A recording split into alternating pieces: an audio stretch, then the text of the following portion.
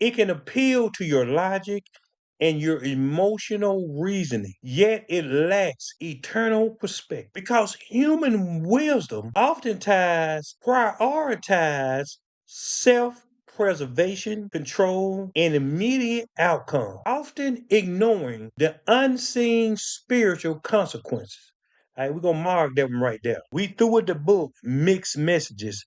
I think we're gonna do some kind of teaching on the single part of life. You know where most women missed it with me as a man that clearly follows God, that clearly hears God, that clearly makes God a valid part of my life. I'm gonna tell you where they miss it at. And you being a now watch this, because we got to be honest with ourselves. When I'm talking about women of God and men of God, I'm not talking about people that just go to church. I'm not talking about people that God is just a abbreviation in their life.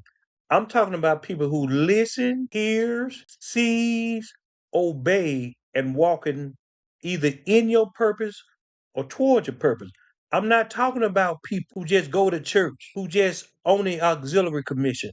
I'm not talking about y'all because that shows a routine of religion.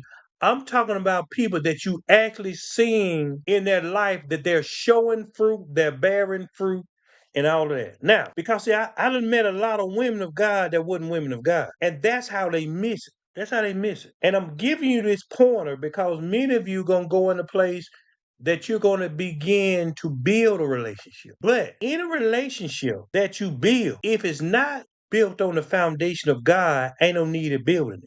So what happens? A lot of times they don't understand my allegiance to God. They don't understand my purpose in God. So when they look at this man, if they see it, I ain't gonna be seated, but I understand, the boyish good looks, the soft skin, and the Billy D curls.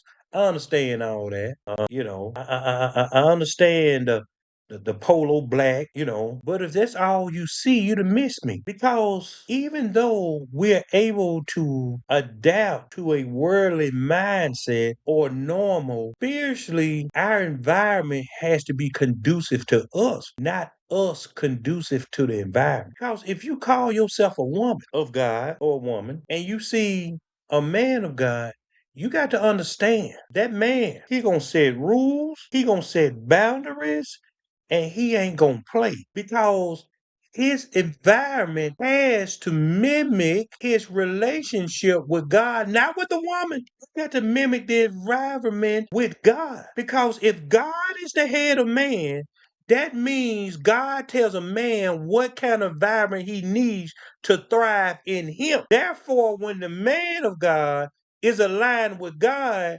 then you get you one of these hightail whores that call themselves women of God. It'll never mix because he ain't gonna allow you to do and say anything to him. And when he said, because delivery is everything, he's not saying it as lording over you. He's saying you're not respecting me. But see, y'all like to go back and forth. You get what I'm saying? Y'all want to overtalk the man. That's why half of you heathens single.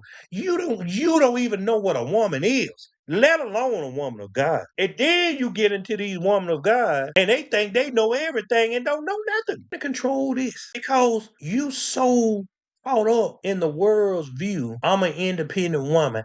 I don't I don't need a man. I want a man. I'm alone because I want to. Shut your tail up. You miserable. That's what you is. But you don't want them to know they miserable. See, watch this. I'm gonna tell you men something. When you hear women like that, and that's their language, that's called emasculation. They don't want to know. They don't want you really know that you glad you there. So the first thing they got to do, they begin to emasculate you. I don't need you about anytime you hear a woman say that, go ahead and run. That's the beginning of it. Because the book says the woman was made for the man, not the man for the woman. Transformation, center we proclaim. Whoa.